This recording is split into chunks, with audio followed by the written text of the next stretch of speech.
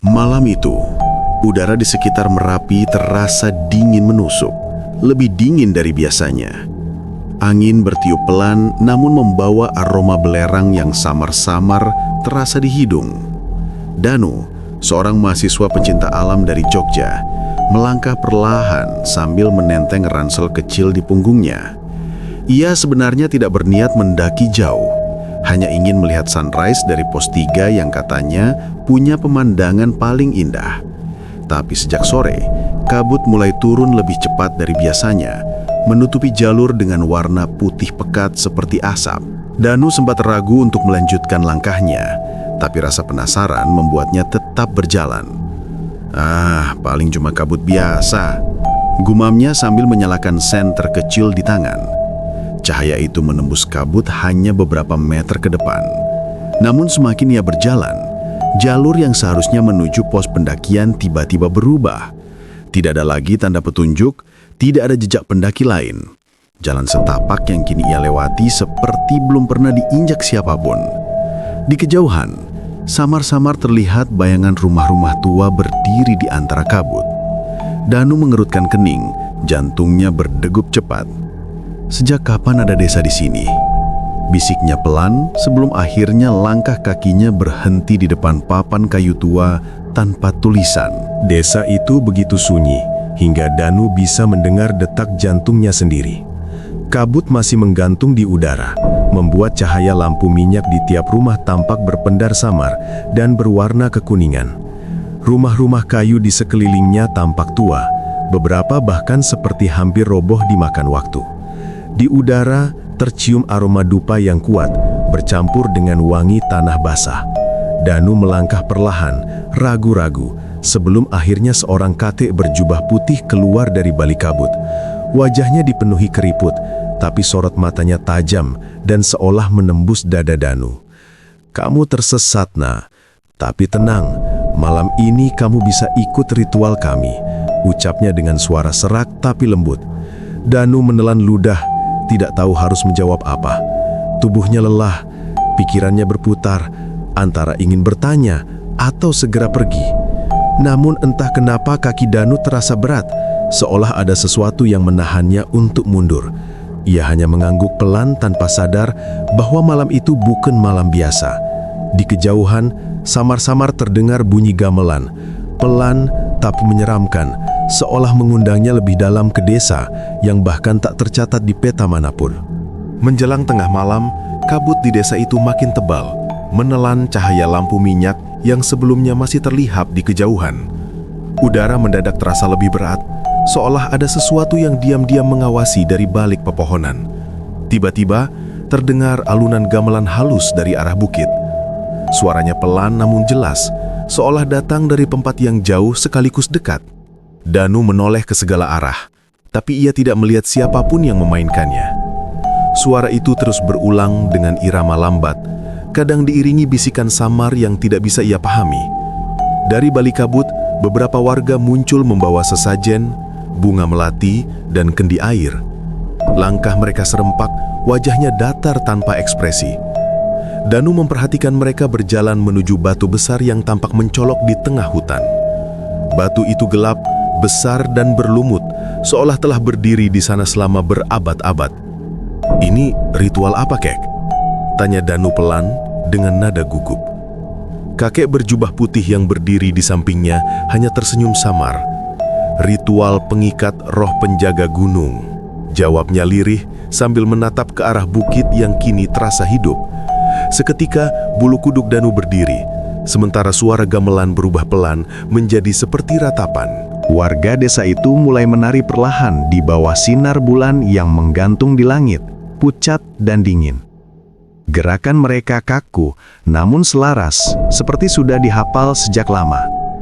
Suara gamelan masih terdengar, kali ini lebih pelan dan berat, seakan setiap dentingnya mengundang sesuatu dari kegelapan.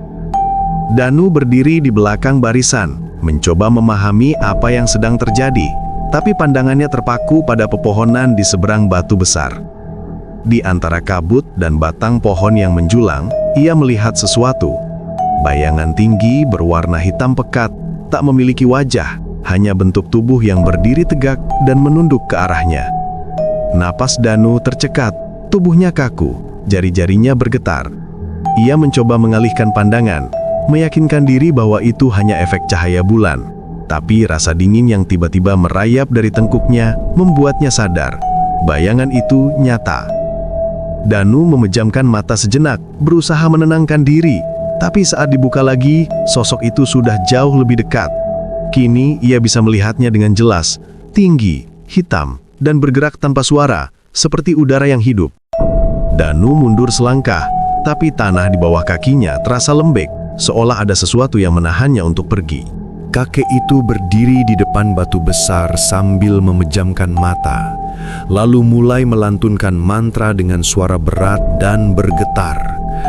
Suaranya bercampur dengan hembusan angin malam yang tiba-tiba berputar kencang, membuat daun-daun beterbangan dan ranting pohon berderak seperti akan patah. Danu menatap sekeliling, merasakan udara berubah dingin menusuk hingga ke tulang.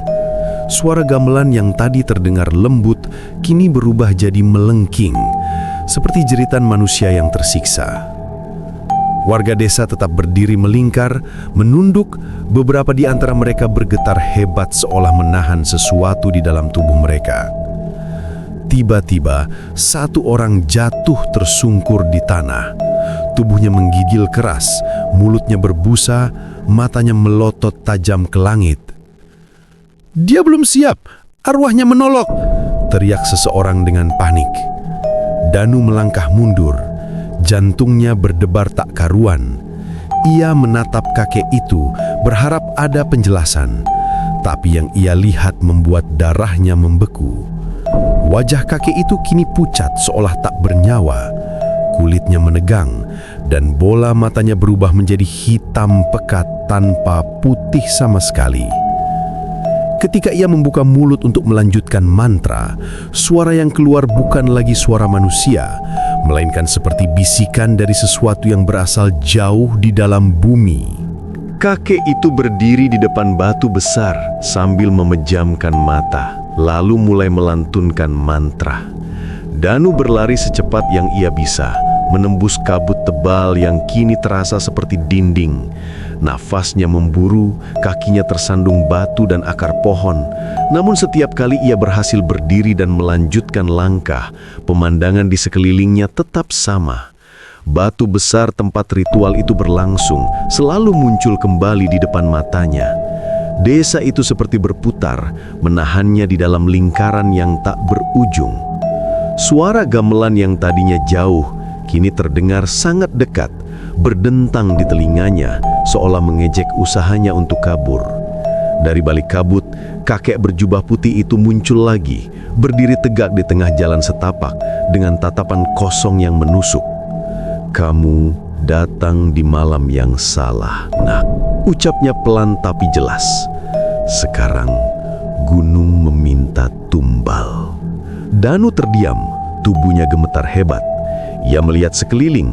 Warga desa yang tadi ikut dalam ritual kini berdiri mematung. Wajah mereka pucat, mata kosong, dan kulit mereka tampak pucat kebiruan.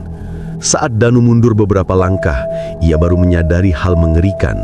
Udara di sekitar mereka dingin seperti es, dan nafasnya sendiri adalah satu-satunya yang terdengar. Desa itu tidak hidup.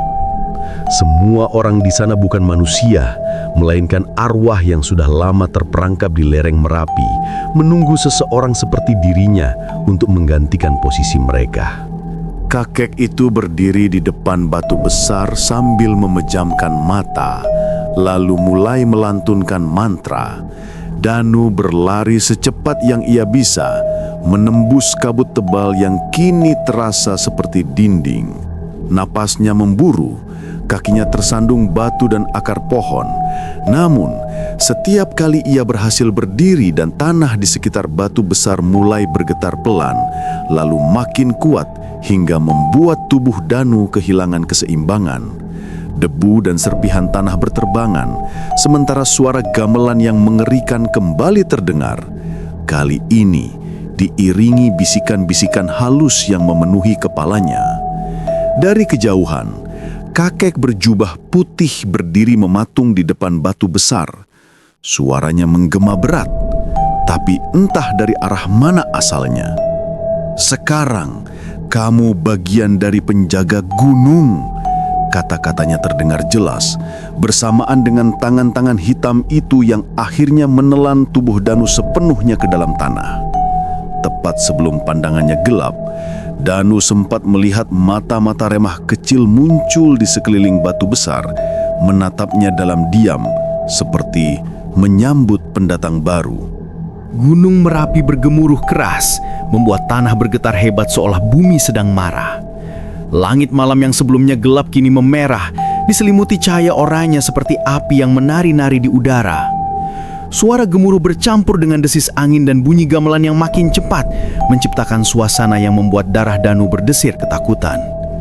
Di sekelilingnya, sosok-sosok warga desa yang tadi mematung kini berlutut dan menunduk dalam posisi menyembah. Tubuh mereka bergetar hebat seolah menyambut sesuatu yang turun dari langit. Beberapa dari mereka menangis tanpa suara, sementara yang lain tertawa pelan dengan ekspresi aneh. Danu terpaku, tubuhnya gemetar hebat dan matanya tak mampu berpaling dari cahaya di atas gunung. Di tengah kepanikan itu, ia melihat kendi air di dekat batu besar memantulkan bayangan dirinya. Namun ketika ia menatapnya lebih lama, darahnya seolah berhenti mengalir. Wajah dalam pantulan itu bukan lagi dirinya. Kulitnya menghitam, matanya merah menyala dan senyum aneh muncul di bibirnya. Ia ingin berteriak, tapi suaranya tak keluar. Cahaya api dari langit makin terang, menelan segalanya. Dan sebelum semuanya berubah gelap, Danu menyadari bahwa dirinya bukan lagi manusia. Seminggu setelah Danu dinyatakan hilang, tim SAR akhirnya menemukan tas ranselnya di dekat pos pendakian yang sepi. Tas itu tertutup debu dan basah oleh embun, seolah sudah lama dibiarkan di sana. Beberapa anggota tim sempat heran, karena pos tersebut sebenarnya sudah berkali-kali mereka lewati dalam pencarian, tapi tas itu baru muncul malam itu, tepat di bawah sinar bulan purnama. Saat salah satu anggota membuka resletingnya, mereka menemukan beberapa barang milik Danu. Botol air yang setengah kosong, jaket, senter yang sudah rusak, dan sebuah buku catatan kecil berwarna coklat tua. Buku itu lembab, beberapa halamannya robek dan tercium bau tanah yang aneh.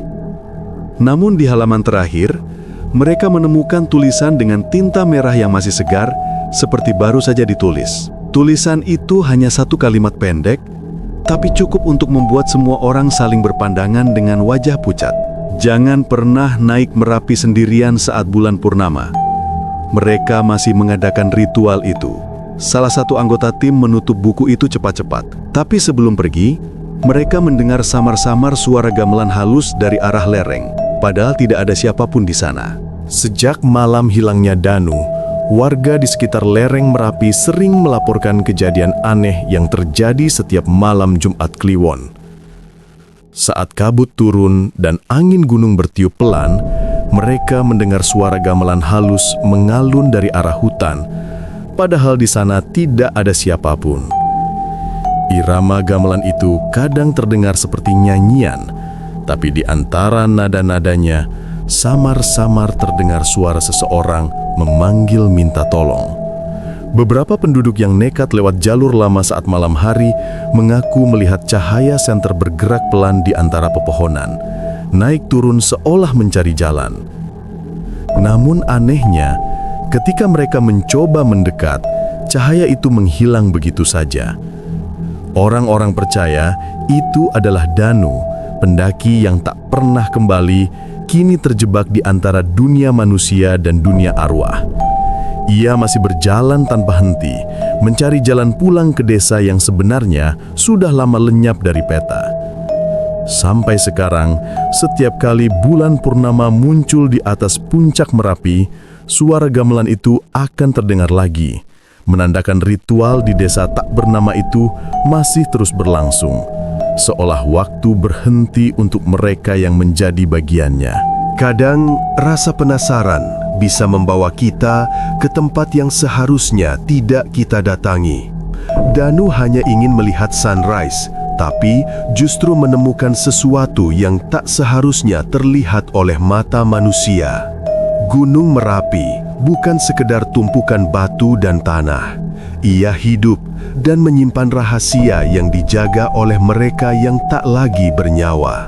Dari kisah ini, kita belajar satu hal sederhana. Jangan pernah menantang alam hanya demi rasa penasaran, karena alam punya caranya sendiri untuk mengingatkan kita siapa yang sebenarnya berkuasa. Hormati gunung, hormati tempat yang sunyi, sebab ada waktu dan ada ruang di mana dunia kita bersinggungan dengan dunia mereka. Kalau kamu berani nonton sampai akhir, berarti kamu siap jadi bagian dari kami. Tekan subscribe, nyalakan loncengnya, dan bersiaplah untuk kisah-kisah menyeramkan berikutnya.